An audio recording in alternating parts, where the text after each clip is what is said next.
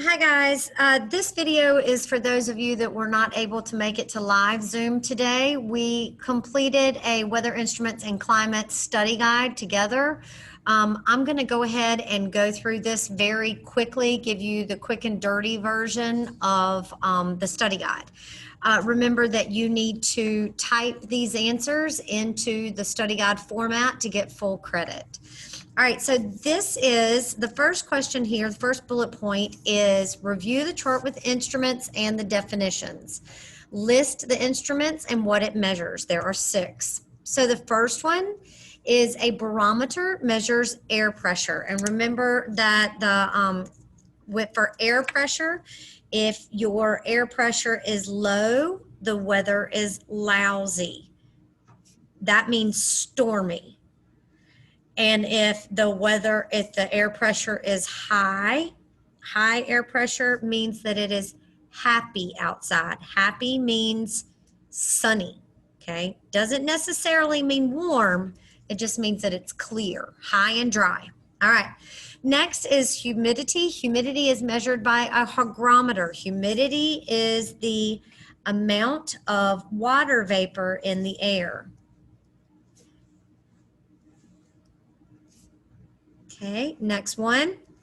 Wind direction is measured by a wind vane. Wind speed is measured by an anemometer. Anemometer has those little cups on it that look kind of like this, and they are pushed by the wind, and they makes it spin, anemometer. That's how you can tell the speed. Temperature is thermometer, and precipitation is a rain gauge, okay?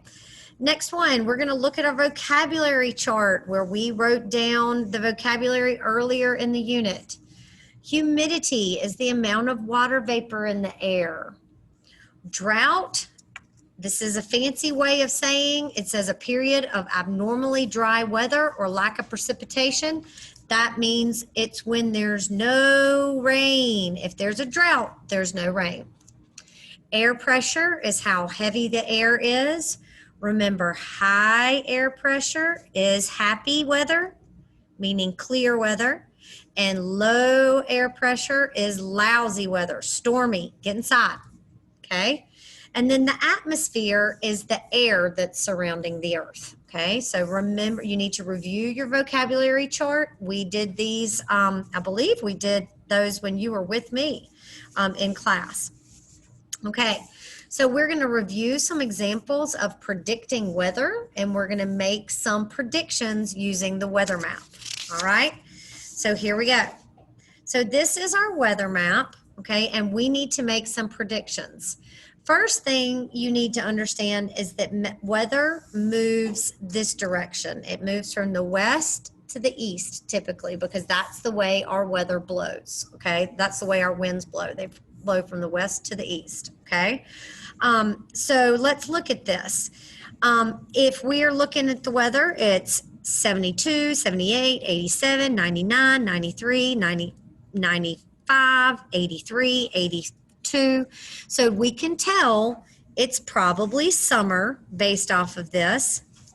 If we look in Boise, Idaho, you can see that there is rain in Seattle. And remember how I told you that the rain, that the weather moves from the west to the east. So this rain is going to come traveling this way, okay? So in Boise or Billings, it might rain tomorrow, okay? Because it's coming from that direction, okay? Another thing that you can do is you can tell that the further south you get, the warmer it is, and that's because of the latitude. Okay, so latitude affects temperature, latitude and geography. So what has the biggest effect on temperature? Where it is, so this is affect temperature.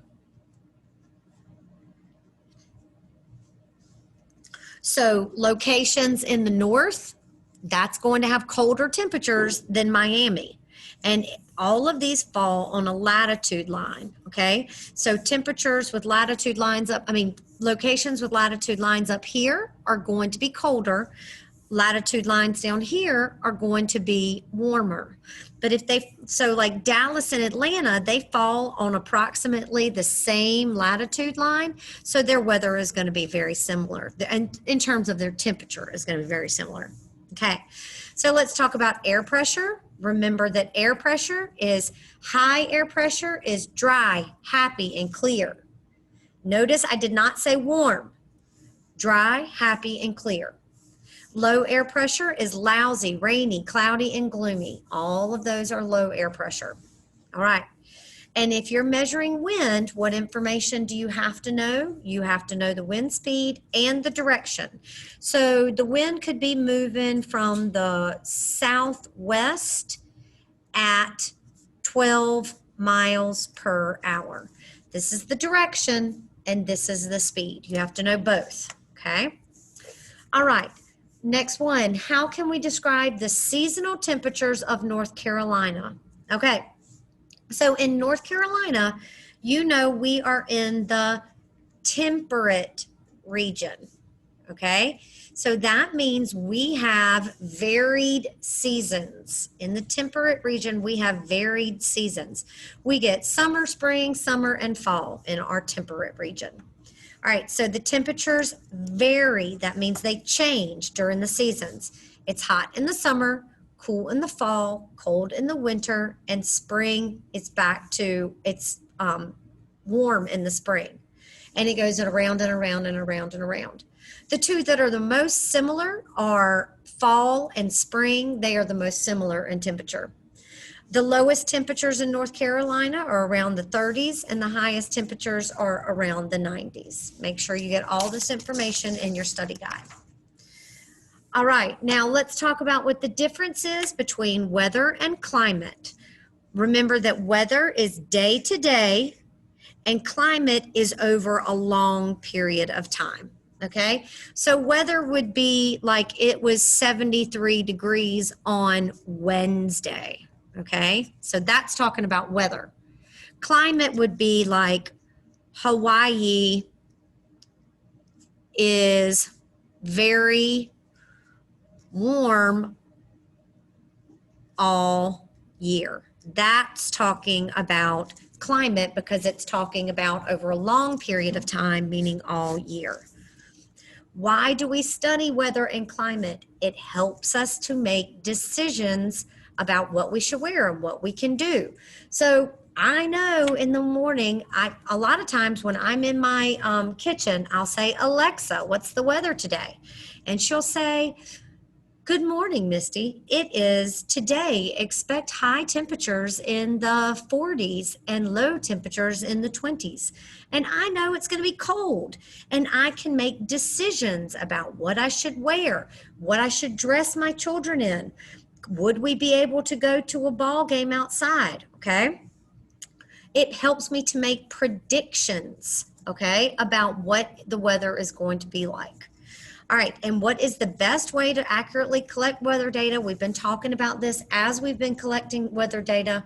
We collect it at the same time and the same place every single day. So, you know, over the last couple of days, we've been collecting data. We've been collecting it in North Carolina, here in Greenville, North Carolina, and we've been collecting it in Fairbanks. And we've been collecting it at the same time in the same place every single day from the same weather stations.